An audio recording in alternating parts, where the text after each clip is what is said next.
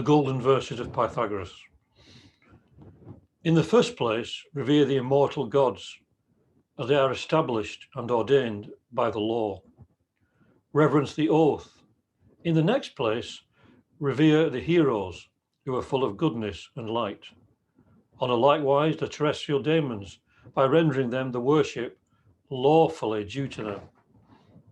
Honour likewise thy father and thy mother, and thy nearest relations. Of all the rest of mankind, make him thy friend who distinguishes himself by his virtue. Always give ear to his mild exhortations, and take example from his virtuous and useful actions. Refrain as far as you can from spurning thy friend for a slight fault, for power surrounds necessity. Know that all these things are as I have told thee. Accustom thyself to surmount and vanquish these passions: first gluttony, sloth, lust, and anger. Never commit any shameful actions, neither with others, nor in private with thyself. Above all things, respect thyself. In the next place, observe justice in thy actions and in thy words, and accustom not thyself to behave thyself in anything without rule and without reason. Always make this reflection, that it is ordained by destiny for all men to die, and that the goods of fortune are uncertain. As they may be acquired, they may likewise be lost.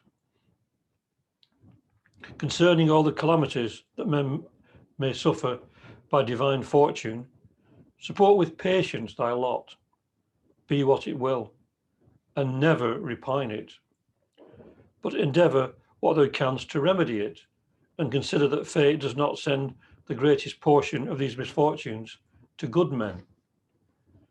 There are amongst men several sorts of reasonings, good and bad. Admire them not too easily, and reject them not either. But if any falsehoods be advanced, give way with mildness, and arm thyself with patience.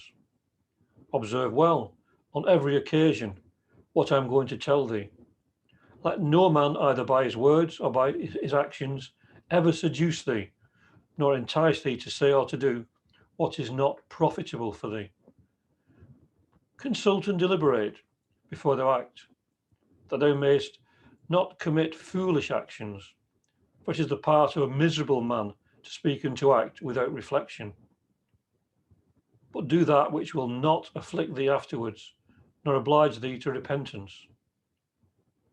Never do anything which thou dost not understand, but learn all thou oughtest to know, and by that means thou wilt lead a very pleasant life. In no wise neglect the health of the body, but give it food and drink in due measure, and also the exercise of which it has need. By measure I mean which will not incommode thee. Accustom thyself to a way of living that is neat and decent, without luxury.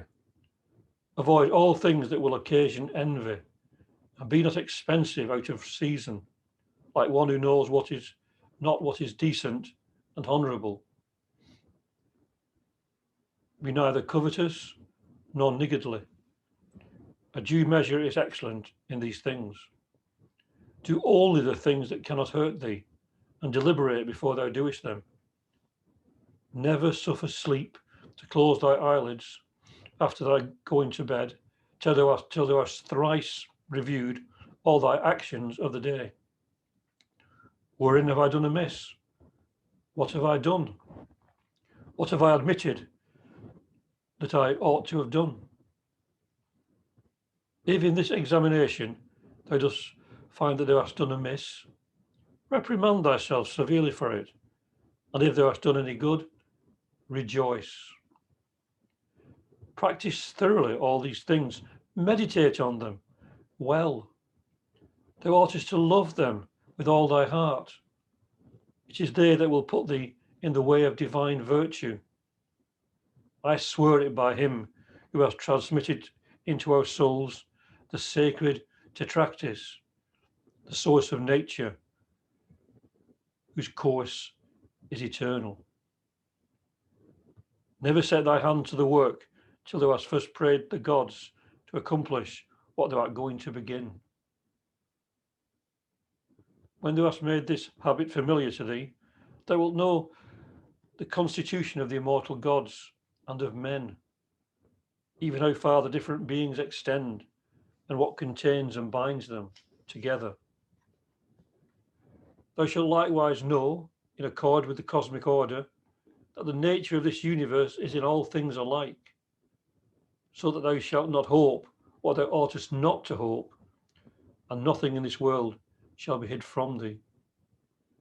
Thou wilt likewise know that men draw upon themselves their own misfortunes voluntarily and of their own free choice.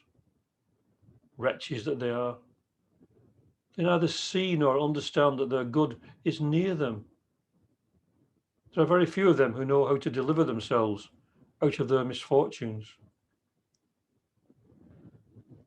Such is the fate that blinds mankind and takes away his senses. Like huge cylinders, they roll to and fro, always oppressed by ills without number. For fatal contention, which is innate in them, pursues them everywhere, tosses them up and down, nor do they perceive it. Instead of provoking and stirring it up, they ought by yielding to avert it. Great Jupiter, Father of men, you would deliver them all from the evils that oppress them, if you would show them what is the demon of whom they make use. But take courage. The race of men is divine. Sacred nature reveals to them the most hidden mysteries.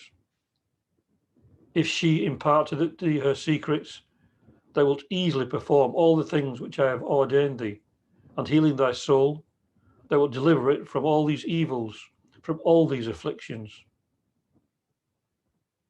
Abstain thou from all that we have forbidden in the purifications and in the deliverance of the soul. Make a just distinction of them. Examine all things well, leaving thyself always to be guided and directed by the understanding that comes from above, and that ought to hold the reins.